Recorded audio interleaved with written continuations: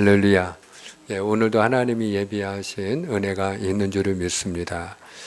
저는 오늘 이 시간에 하나님을 더욱 가까이 하라 하는 제목으로 은혜를 나누고자 합니다. 우리 한번 따라합니다. 하나님을 더욱 가까이 하라. 아멘. 오늘 우리가 룻기 1장 1절로 5절까지의 말씀을 보았는데, 오늘 우리가 함께 읽은 이 룻기는 사사시대에 쓰여진 이야기입니다. 우리가 오늘 말씀 1절과 2절을 먼저 좀 보기 원하는데요. 제가 1절 그리고 여러분이 2절 우리가 교독합니다. 사사들이 치리하던 때에 그 땅에 흉년이 드니라. 유다 베들레헴의 한 사람이 그의 아내와 두 아들을 데리고 모압 지방에 가서 거류하였는데, 그 사람의 이름은 엘리멜렉이요 그의 아내의 이름은 나오미요 그의 두 아들의 이름은 말론과 기럧이니 유다 베들레헴 에브라 사람들이더라. 그들이 모압 지방에 들어가서 거기 살더니. 아멘. 사사시대입니다. 우리가 사사기에서 기드온, 삼손을 비롯한 사사들의 이야기를 같이 나누면서 은혜를 나눴죠. 지금 우리가 룻기를 나누고 있지만 그 사사시대의 연장선상에 있다, 이렇게 보시면 됩니다. 근데 오늘 이야기는 그 사사시대의 유다 베들레헴에 살고 있는 한 사람에 관해서 우리에게 소개를 하고 있어요.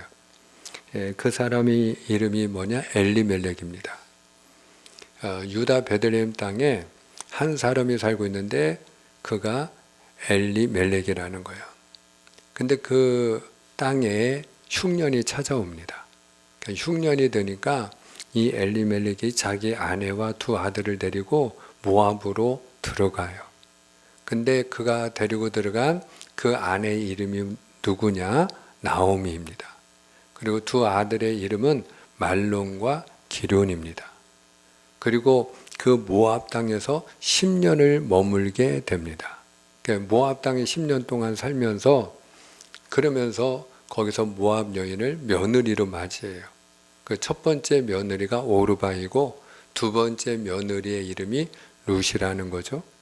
그런데 그 10년 동안 모압에 살면서 나오미는 그의 남편도 잃고 나중에는 그의 두 아들도 잃고 모든 것을 잃게 됩니다. 그리고 오늘 5절에 보면 혼자 남았더라. 다 모든 걸 잃고 혼자 남는 신세가 되었다 하는 거예요. 자, 오늘 본문 말씀을 통해서 하나님이 주시는 교훈을 우리가 또 배우고자 합니다. 저는 이 시간에 간결하게 세 가지만 함께 나누고자 해요. 그 첫 번째는 뭐냐? 하나님을 떠나면 불행해진다 하는 것입니다. 한번 따라합니다.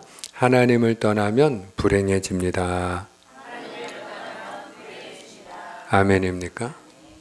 하나님을 떠나면 불행해진다 하는 것이.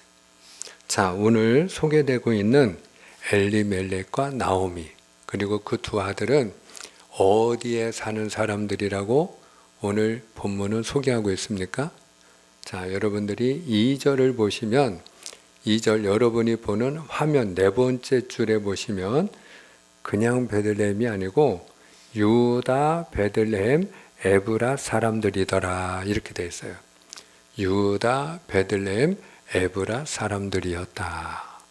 여기서 유다라는 이 말은 찬송이라는 뜻입니다. 찬송. 베들레헴은 떡집이라는 뜻이에요. 떡집. 그리고 에브랏은 풍요롭다, 이런 뜻입니다. 이 에브랏은 베들레헴의 옛날 이름이다, 이렇게 이해하시면 됩니다.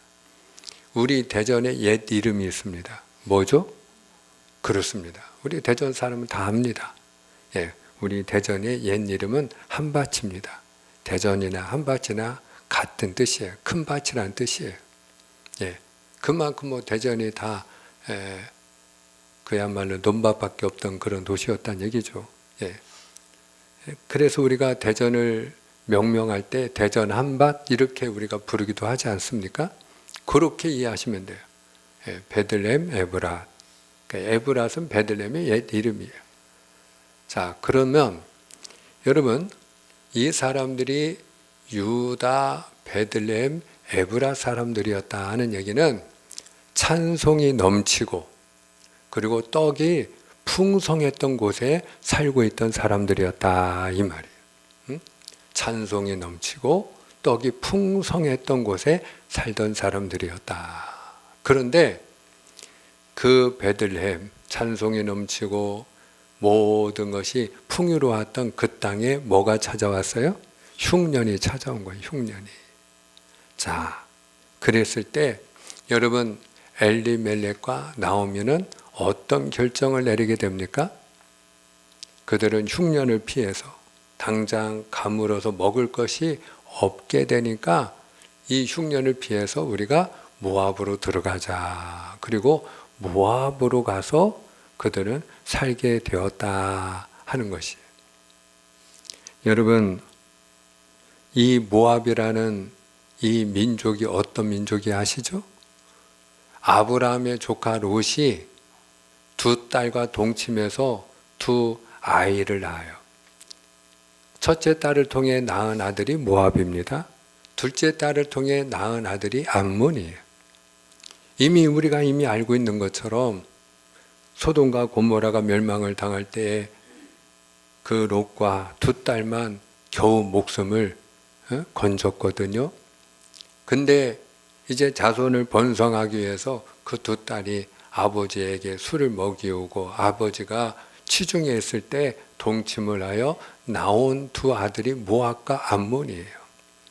그러니 여러분 오늘 엘리멜렉과 나오미가 그들이 피신하여 이주에 간 그 모압이 어떤 족속인지를 우리가 쉽게 알 수 있겠죠? 그들은 하나님을 섬기는 사람들이 아닙니다. 그들은 육적인 삶을 추구하는 사람들이에요. 심지어는 이스라엘 백성들이 광야 40년의 생활을 마치고 가나안 땅에 들어가고자 할 때에 그 길목을 가로막았던 민족이 바로 모압이에요. 그 당시에 모압의 왕이었던 발락이 거짓 선지자였던 발람을 돈 주고 사서 이스라엘을 저주하게 합니다. 근데 하나님이 그 저주를 하는 입을 한마디로 묶으셨죠. 그래서 그 입을 다물게 하셨어요.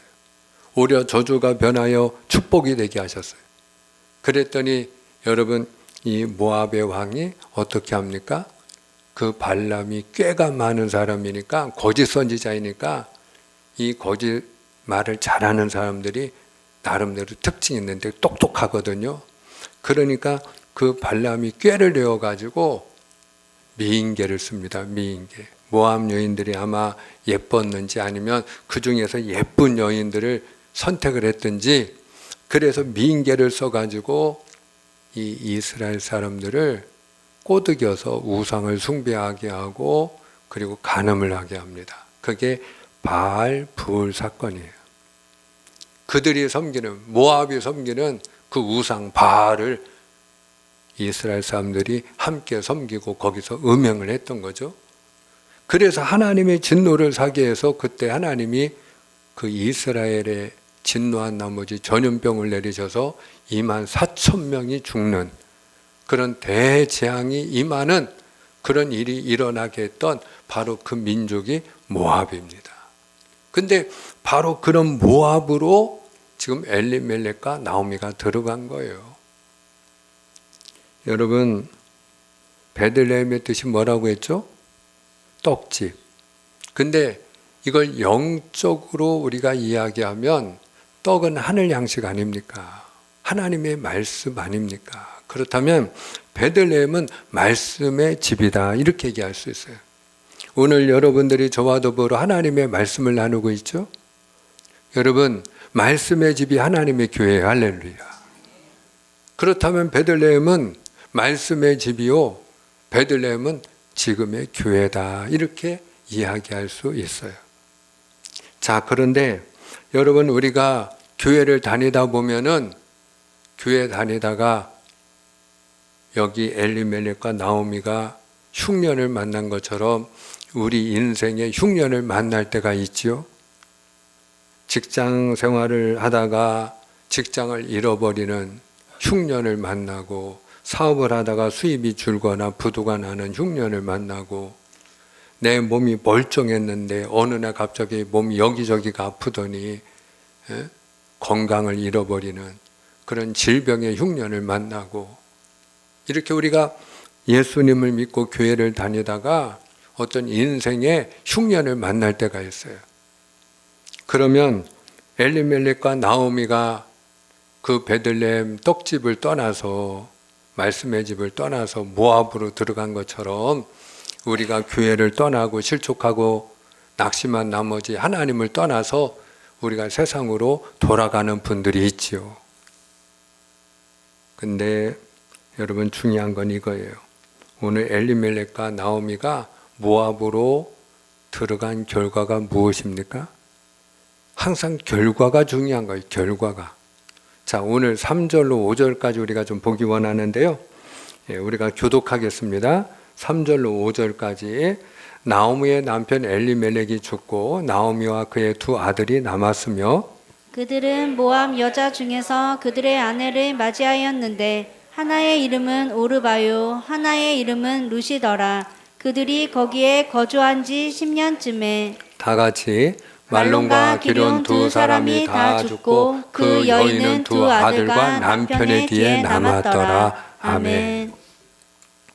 나오미는 그 흉년을 피해 가지고 베들레헴을 떠나서 모압으로 그가 가서 사는 동안에, 여러분 모압에서 사는 동안에 남편도 잃고 두 아들도 잃고 모든 것을 잃고 혼자 남게 됩니다. 여러분 우리가 교회 다니다가 실직해서 넘어지고, 부도 나서 넘어지고, 병들어서 넘어지고, 그래서 본인이 낙심한 나머지 세상으로 돌아가서 하나님을 떠나게 되면 우리가 이걸 알아야 됩니다. 모든 것을 잃게 됩니다. 하나님을 잃는 순간 모든 걸 잃게 되는 겁니다. 아담과 하와가 선악과를 따먹고 하나님을 잃어버렸을 때 그들은 다 잃어버렸어요. 에덴을 잃어버리고 생명을 잃어버리고 부부간의 그 사랑도 잃어버렸어요. 처음에 아담이 그 아내 하와를 하나님이 데리고 올 때 이는 내 뼈 중에 뼈요 내 살 중에 살이로라. 얼마나 아름다운 사랑의 고백입니까? 여러분 이 고백은 다른 고백이 아니고 당신은 나입니다 하는 고백이에요. 저는 주님의 이름으로 축복하는 것은 부부간에 서로 상대방을 내 몸처럼 사랑하는 그런 우리 교회 가족들이 다 되기를 주님의 이름으로 축복합니다. 여러분 오늘날에는 부부간에 원수처럼, 가정이 지옥처럼 그렇게 살아가는 부부와 가정이 얼마나 많은지 몰라요. 여러분 아담이 처음에 하나님이 그 하와를 데리고 나올 때 그의 고백은 이는 내 뼈 중에 뼈, 내 살 중에 살이로라. 당신은 나입니다. 내 몸처럼 사랑했어요. 근데 하나님을 잃어버리니까 그 사랑도 잃어버리고 부부간의 믿음도 잃어버리고 당신이 준 이 여자 때문에 내가 지금 이렇게 된 겁니다. 그리고 그 여자를 원망하는 여러분 남편이 되잖아요. 서로 부부간에 원망하고 서로 남을 탓하는 그런 사이가 되어버리잖아요. 다 모든 걸 잃어버리고 사랑도 잃어버리고 신뢰도 잃어버리고 다 잃어버리지 않습니까? 이걸 알아야 됩니다. 하나님을 떠나면 불행해집니다. 두 번째로 오늘 말씀을 통해 우리가 배우는 교훈은 뭐냐? 내 식대로 살면 불행해진다는 것입니다. 한번 따라 하십니다. 내 식대로 살면 불행해집니다. 여러분 오늘 베들레헴에서 모압 땅으로 들어간 사람이 누구냐? 엘리멜렉이에요. 엘리멜렉. 근데 이 엘리멜렉의 그 이름이 얼마나 좋은 뜻인지 몰라요. 이름을 누가 지어주죠? 태어날 때 내가 짓나요? 부모님이나 할아버님이 지어주나요? 예, 부모님이 지어줘요. 예, 그러니까 이 이름을 부모님이 당연히 지어주었을 텐데 이 이름의 뜻이 얼마나 좋은지 몰라요. 엘리멜렉은요, 나의 하나님은 왕이십니다 하는 뜻이에요. 너무 뜻이 좋죠? 너무 좋으니까 우리 한번 따라하면 좋겠어요. 예, 우리가 고백하는 마음으로 나의 하나님은 왕이십니다. 예, 엘리는 나의 하나님이고요, 멜렉은 왕이에요. 예수님이 십자가 위에서 엘리 엘리 라마 사박다니 부르짖었죠. 그때 엘리 엘리는 나의 하나님 나의 하나님 그 뜻 아닙니까? 엘리 멜렉은요, 나의 하나님은 왕이십니다. 부모님이 그 이름을 왜 지어주었겠어요? 얘야, 네가 사는 날 동안에 하나님을 왕으로 모시고 살거라. 하나님이 너의 왕이시니라. 내 삶의 주인은 하나님이시니라. 하나님을 주인 삼고 살지어다. 그래서 엘리멜렉 이렇게 이름을 지어준 거 아니겠어요? 자, 그런데 여러분, 그 베들레헴 땅, 자기가 살고 있던 땅에 흉년이 찾아오니까 그가 자기 식대로 판단하고 결정하는 거예요. 당장 먹을 게 없으니까 내 생각에는 어떻게 하는 게 옳은 것 같아요? 여기를 떠나는 게 옳은 것 같은 거야. 일단 문제가 있으니까 도망가는 거예요. 저는 주님의 이름으로 축복하는 것은 우리가 어떤 문제를 만나든지 그 문제를 보고 두려워서 도망가는 자가 아니고 그 문제와 직면하는 믿음의 사람, 용기 있는 사람, 그 가운데 답을 찾아 문제를 해결하는 하나님의 사람이 되기를 축복합니다. 근데 그 답을 가지고 계신 분이 누구예요? 그분이 하나님이시거든요. 여러분, 그래서 우리가 어떤 문제가 생길 때, 내 인생에 흉년이 찾아왔을 때, 내 인생에 시련이 찾아왔을 때, 그때 여러분 우리가 해야 될 일이 뭐냐? 하나님의 은혜를 구하는 거야. 할렐루야. 예. 그때 하나님의 뜻을 구해야 될 줄을 믿습니다. 근데 지금 엘리멜렉은 어떻게 하는 거예요? 그의 아내와 상의하고 그들이 자기 식대로 결정하는 거예요. 그 결과 그들이 내 식대로 판단하고 결정한 그 결과는 무엇이에요? 다 잃어버린 거예요. 엘리멜렉도 죽고 두 아들도 죽고 혼자 남았더라. 다 잃어버리고 혼자 남아요. 우리가 오늘 이 이야기를 나눌 때 생각나는 한 인물이 있죠. 아브라함입니다. 하나님이 아브라함에게 가나안으로 가라. 내가 내게 보여줄 땅, 지시하는 땅으로 가라. 그래서 아브라함이 하나님의 부름을 받고 하나님의 지시와 인도하심을 따라 가나안 땅에 왔는데 가나안 땅에 흉년이 든 거예요. 흉년이. 가뭄이 찾아온 거예요. 그랬을 때 여러분, 아브라함도 어떻게 결정합니까? 내 식대로 결정하는 거예요. 내 생각대로 결정하는 거예요. 일단 가뭄이 들고 먹을 게 없으니까 내가 이 땅을 떠나야겠다. 애굽에 양식이 있으니까 애굽으로 내려가야겠다.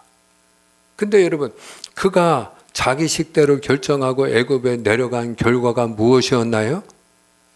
자기가 가장 사랑하고 아끼고 소중하게 여기는 아내를 빼앗기잖아요.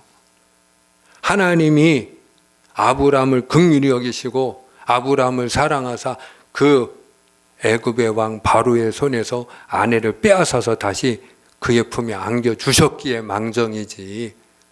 여러분, 그 아내를 그가 잃어버렸잖아요. 오늘 우리가 알아야 되는 건 뭐냐? 내 식대로 생각하고 내 식대로 살면 불행해진다 하는 것입니다. 그러므로 오늘 말씀을 통해 우리가 배워야 되는 가장 중요한 교훈이 있어요. 그게 무엇이냐? 하나님을 더욱 가까이 해야 된다 하는 것입니다. 하나님을 더욱 가까이 해야 된다. 우리 인생에 흉년이 찾아올수록 우리가 하나님을 더욱 가까이 해야 될 줄로 믿으시면 아멘입니다. 한번 따라합니다. 하나님을 더욱 가까이 해야 됩니다.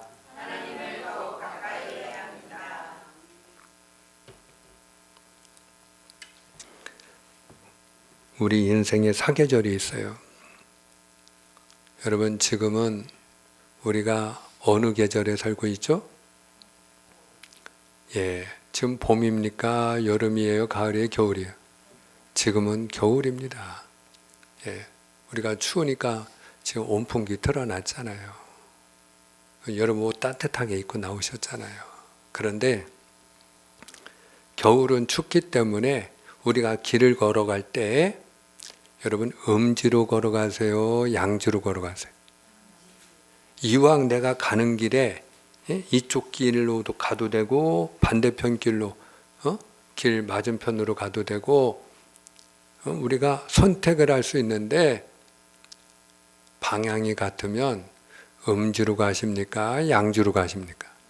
양지로 가죠. 햇빛이 닿는 양지로 갑니다. 여러분 추운 겨울일수록 우리는 햇빛이 닿는 햇빛과 가까운 양지로 나가는 거예요. 우리 인생에 추운 겨울이 찾아올수록 태양처럼 우리 인생을 따뜻하게 해주실 하나님을 더욱 가까이 해야 될 줄로 믿으시를 바랍니다. 그 이유가 여기에 있는 거예요. 사실 다윗이 하나님 앞에 범죄를 하잖아요. 그가 밧세바를 간음하고 그 죄를 감추기 위해서 그의 남편 우리아를 죽이는 죄를, 너무 무서운 죄죠. 너무 무서운 죄를 그가 지었죠. 근데 여러분 정말로 다윗이 무서워했던 게 뭔지 아세요?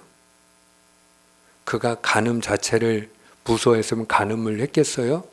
사람 죽이는 걸 단지 두려워했다면 사람 죽였겠어요? 아니에요. 다윗은요 전쟁터에 나가서 수많은 사람을 죽인 사람이에요. 그는 용사 중에 용사니까요.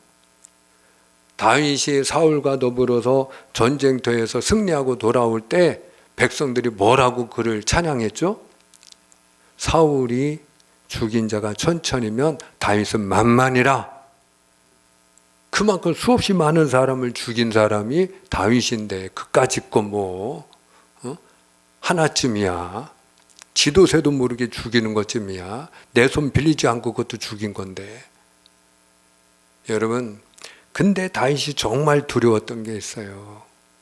그가 정말 두려워한 게 뭔지 아세요? 그 죄 때문에 하나님 앞에 버림받는 게 두려웠어요. 내가 하나님 앞에 버림받을까 봐. 그래서 여러분 다윗이 나단 선지자로부터 당신이 바로 그 사람이라 그리고 책망받을 때에 그가 왕임에도 불구하고 무서울 게 없는 사람인데도 불구하고 그 무명의 시골 선지자 앞에서 무릎 꿇고 눈물을 흘리며 내가 잘못했습니다. 내가 죄인입니다. 그리고 회개하잖아요. 그가 그 나단 선지자의 책망 앞에 바로 회개할 수 있었던 이유가 무엇일까요? 여러분 나단 선지자가 무서워서 그 사람 앞에 무릎 꿇었겠어요? 아니에요. 하나님이 나를 떠날까 봐. 그래서 시편 51편에 다윗은 이렇게 하나님 앞에 기도합니다. 우리 시편 51편 11절입니다. 다 같이 시작. 나를 주 앞에서 쫓아내지 마시며 주의 성령을 내게서 거두지 마소서. 아멘. 그가 간음하고 그리고 우리아를 죽였을 때 그리고 그가 책망받았을 때 하나님 앞에 무릎 꿇고 부르짖은 기도가 바로 시편 51편 11절의 기도입니다. 하나님 저를 쫓아내지 말아주세요. 하나님 저를 버리지 말아주세요. 주의 성령을 저에게서 거두지 말아주세요. 저를 떠나지 말아달라는 거예요. 왜 그러냐? 다윗은 한 가지 분명히 아는 게 있었어요. 그게 뭐냐? 하나님이 내 곁에 계셔야 된다. 하나님이 내 곁에 계셔야 된다고 믿는 분은 아멘입니다. 그분이 내 인생에 가까이 계셔야 될 줄로 믿는 분은 아멘입니다. 여러분, 하나님이 내 옆에 계셔야 된다는 거예요. 그분이 내 가까이 계셔야 된다는 거예요. 하나님이 나로부터 멀어지면 안 되는 거예요. 그분이 나를 떠나면 안 되는 거예요. 그러면 불행해지는 걸 아는 거예요. 그러면 모든 걸 잃어버린다는 걸 아는 거예요. 그래서 여러분 다윗이 뭐라고 고백을 하느냐? 시편 23편 여호와는 나의 목자시니 내게 부족함이 없으리로다. 그가 나를 푸른 풀밭에 누시며 쉴만한 물가로 인도하시는도다. 그가 내 영혼을 소생시키시고 자기의 이름을 위하여 의의 길로 인도하시는도다. 여기 두 가지 고백이 있어요. 다윗이 하나님에 대하여 두 가지 고백을 해요. 첫 번째, 하나님은 누구다? 나의 목자. 하나님은 나의 목자이십니다. 그리고 여러분 2절과 3절에 맑은 신의 물가로 인도하여 주시고 의의 길로 인도하시는도다. 하나님은 어떤 분이라는 거예요? 나의 인도자. 한번 따라합니다. 하나님은 나의 목자이십니다. 하나님은 나의 인도자이십니다. 아멘입니까? 하나님이 나의 목자가 되시고 하나님이 나의 인도자가 되시기 때문에 내가 그분 곁에 있어야 되는 거예요. 그래야 내가 안전한 거예요. 그래서 내가 아무것도 할 수 없는 그야말로 연약한 양과 같은 존재라 할지라도 푸른 풀밭에 누워서 쉬기도 하고 맑은 시냇 물가에 가서 마음 놓고 물을 마시기도 하는 거예요. 여러분, 양과 같은 초식동물이 풀을 뜯어 먹을 때 그 풀밭에서 누워서 쉬는 거 보셨습니까? 그런 경우 없어요. 초식동물이 풀을 뜯어 먹을 때도 항상 두리번거리면서 풀을 뜯어 먹어요. 왜 그런지 아세요? 반드시 거기에는 사자나 맹수가 틈을 타고 노리고 있기 때문입니다. 숲을 뒤에서 지켜보고 있어요. 왜? 사자도 먹고 살아야 되니까. 그러니까 풀이 많은 곳에 초식동물들이 당연히 와서 그걸 먹는다는 걸 알고 여러분 숲을 뒤에 와서 가만히 웅크리고 앉아서 기다리면 와서 풀 뜯어 먹을 때 틈을 타는 거예요. 그걸 여러분 모르겠어요? 근데 어떻게 푸른 풀밭에 누워서 쉬어요? 언제 그렇게 할 수 있어요? 여러분 양이 목자 곁에 있으면 목자가 그 옆에 있으면 누워서 편히 쉬는 거예요. 할렐루야. 그 시냇 물가에서 물을 마실 때도 마찬가지예요. 초식동물들은 두리번거리면서 물을 마셔요. 항상 긴장하고. 왜? 여러분 그 시냇 물가에 맹수들이 와서 기다리고 있거든요. 왜? 와서 물 마셔야 사니까 뭐 힘들게 찾아다니지 않아요. 그냥 시냇 물가에 와서 가만히 기다리고 있으면 초식동물들이 모여들어서 물 마셔요. 그때 틈을 타는 거예요. 근데 마음 놓고 언제 물을 마셔요? 목자가 곁에 있으면. 그분이 누구라는 거예요? 우리를 푸른 풀밭에 눕게 하시고 맑은 시냇 물가에서 마음 놓고 마시게 하시는 그분이 누구라는 거예요? 우리를 선한 길로 의의 길로 인도하시는 분이 누구라는 거예요? 그분이 우리의 목자가 되시고 인도자가 되시는 하나님이신 줄로 믿습니다. 그래서 그 하나님을 우리가 더욱 가까이 해야 되는 거예요. 언제? 우리 인생의 흉년이 찾아올수록, 내 인생의 추운 겨울이 찾아올수록 오늘 엘리멜렉과 나오미가 베들레헴을 떠나 모압으로 들어감으로 인해서 그들이 오히려 모든 것을 잃은 것처럼 그렇게 불행해지는 인생이 아니고 오늘 저와 여러분이 하나님을 더욱 가까이 함으로 하나님을 인하여 나는 행복합니다. 감사합니다. 고백하는 자가 될 수 있기를 바랍니다. 맺고자 합니다. 사랑하는 여러분, 하나님을 떠나면 불행해집니다. 내 식대로 살면 불행해집니다. 그러므로 하나님을 더욱 가까이야 될 줄을 믿습니다. 그리할 때에 오늘 저나 여러분이 다윗처럼 여호와는 나의 목자시니 내게 부족함이 없습니다. 고백하는 은혜가 오늘 저와 여러분 가운데 넘치게 될 줄 믿습니다. 기도합니다.